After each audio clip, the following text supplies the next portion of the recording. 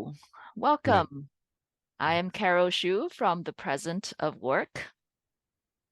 And I'm Jamie Colston. And today, the question that we're exploring is what is our role as community facilitators in tending to grief?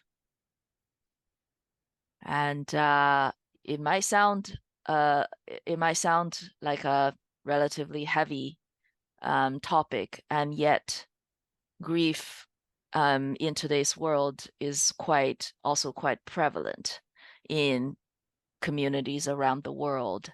So, Jamie, you want to share your perspective? Thanks. It's really funny you just saying about the heaviness. It's like I could feel it in my body then and there. um, and I've just taken part with a friend and colleague, Ninka Voss, in creating a grief ritual taster workshop. And part of the prep we did for the workshop was to do a systemic constellations exercise where we stood on the full cost of grief, and the experience was again this kind of like heaviness that takes you to the ground almost and makes you want to wrap yourself in a duvet forever. And I think when you walk into a space with people and there's grief present, you can feel it and it's a palpable experience.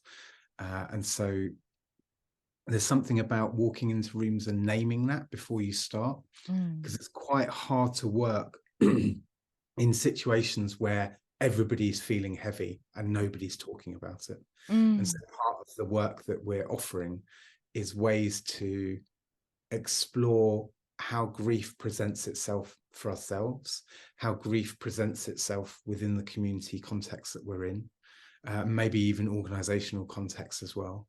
And then how do we begin to kind of name it and move through the process of kind of going to like heaviness into finding some lightness and hope. Yeah, yeah, thank you.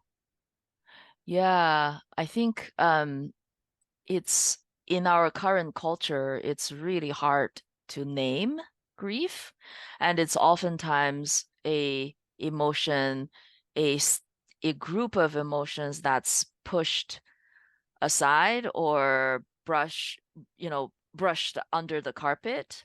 Um, and and then they kind of like accumulate and grow in the dark in the invisible part of communities and organizations, and then it might actually later become forms of violence or hatred when grief is not properly tended to. um yeah, it's interesting that I'm also very new to grief rituals, facilitating, leading grief rituals.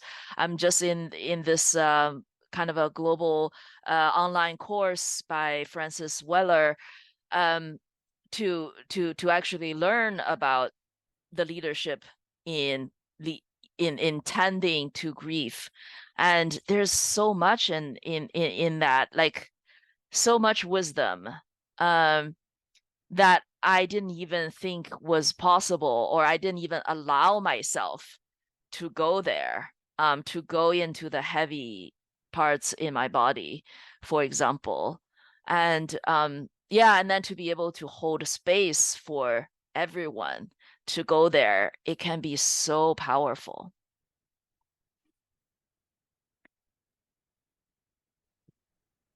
And I think it's as our role as facilitators and community organizers and people who might have the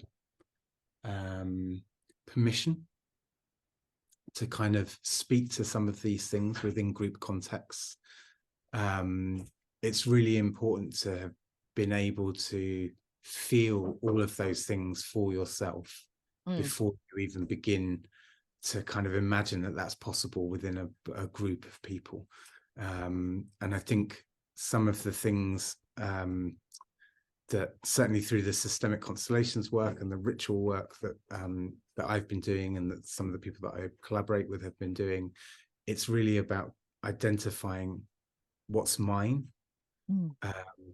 what belongs with my ancestors, what belongs as part of the culture that we're in, you know, and that all of those kind of like, it's almost like a, I